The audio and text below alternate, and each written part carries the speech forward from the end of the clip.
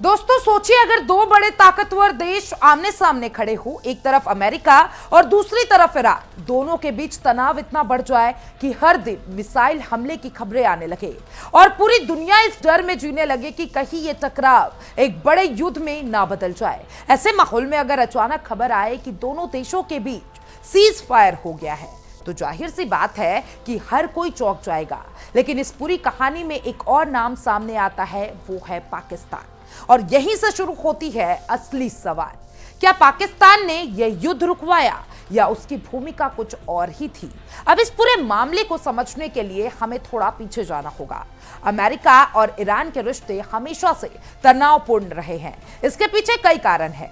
Iran का परमाणु कार्यक्रम, अमेरिका द्वारा लगाए गए प्रतिबंध और मिडिल ईस्ट में प्रभाव की लड़ाई। दोनों देश एक दूसरे पर भरोसा नहीं करते और यही वजह है कि छोटी सी घटना भी बड़े टकराव में बदल जाती है। हाल के दिनों में यही हुआ।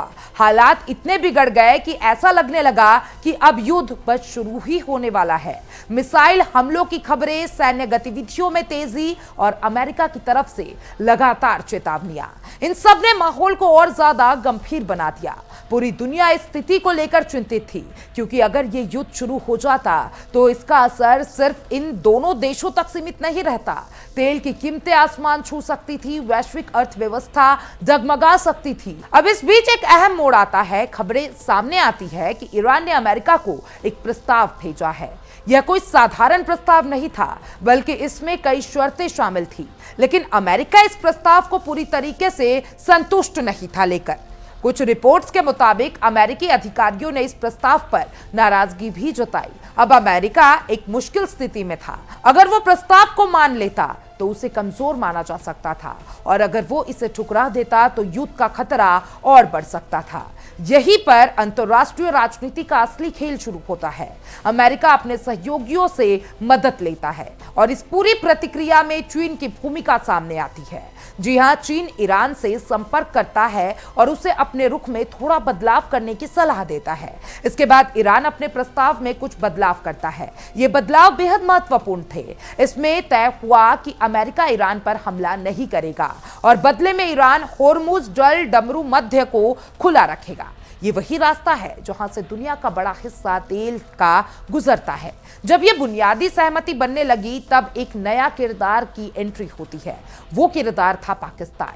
अब यहां ध्यान देने वाली बात यह है कि पाकिस्तान इस पूरे घटनाक्रम की शुरुआत में शामिल नहीं था। उसे तब शामिल किया गया जब दोनों देशों के बीच बातचीत का एक रास्ता बन चुका था। पाकिस्तान की भूमिका क्या थी? उसने अमेरिका का संदेश ईरान तक पहुंचाया और ईरान का जवाब अमेरिका तक वापस पहुंचाया। यानी वह एक तरफ से दोनों देशों के बीच मध्यम बना। अब यही सबसे बड़ा भ्रम पैदा होता है। कई लोग यह मानने लगते हैं कि पाकिस्तान ने इस पूरे समझौते में एक बड़ी भूमिका निभाई, लेकिन अगर हम गहराई से देखें तो सच्चाई कुछ और ही है। पाकिस्तान ने न तो कोई प्रस्ताव तैयार किया, ना ही किसी शर्त को बदलवाया और ना ही उसने दोनों देशों को बैठाकर कोई समझौता कराया। उसने सिर्फ संदेशों का आदान प्रदान कराया। यानी वह एक मैसेंजर था, ना कि मीडिएटर। मीडिएटर की भूमिका इससे कई बड़ी होती है। एक मीडिएटर बातचीत को दिशा देता है, समाधान सुझाता है और दोनों पक्षों को समझौते तक पहुंचाता है। लेकिन इस मामले में ऐसा कुछ भी नहीं हुआ। असली बातचीत अमेरिका और ईरान के बीच हुई और इसमें चीन जैसे देशों ने भी प्रभाव डाला। पाकिस्तान सिर्फ एक कड़ी के रूप में सामने आया। अब सवाल उठता है कि अमेरिका ने पाकिस्तान को ही क्यों चुना? इसके पीछे कई रणनीतिक कारण हो सकते हैं। पहला कारण पुराने रिश्ते। अमेरिका और पाकिस्तान के बीच लंबे समय से सैन्य और राजनीतिक संबंध रहे हैं। दूसरा कारण क्षेत्रीय प्रभाव। पाकिस्तान के मिडिल ईस्ट के कई देशों के साथ अच्छे संबंध हैं। तीसरा कारण है लो प्रोफाइल भूमिका। अमेरिका को एक ऐसा देश चाहिए था जो बिना ज्यादा सुर्खियों में आए ये काम कर सके। अब बात करते हैं कि पाकिस्तान को इससे क्या फायदा हुआ। सबसे पहले तो उसकी अंतर्राष्ट्रीय छवि को फायदा मिला। वह खुद को एक ऐसा देश के रूप में पेश कर सकता है जो शांति स्थापित करने में भूमिका निभा रहा है। दूसरा फायदा यह है कि इससे उसके अमेरिका के साथ रिश्ते बेहतर हो सकते हैं और तीसरा फायदा यह है कि वो मिडिल ईस्ट की राजनीति में अपनी मौजूदगी दर्ज करवा सकता है। कुछ अंतर्राष्ट्रीय विशेषज्ञों का मानना है कि अमेरिका ने अपने हितों को साधने के लिए पाकिस्तान का इस्तेमाल किया। अमेरिका किसी भी कीमत पर यह युद्ध को आगे नहीं बढ़ाना चाहता था, लेकिन वह सीधे पीछे हटना भी नहीं चाहता था। ऐसे में पाकिस्तान के जरिए बातचीत करना उसके लिए एक सुरक्षित रास्ता था। दूसरी तरफ पाकिस्तान ने भी इस मौके का फायदा उठाने की कोशिश की।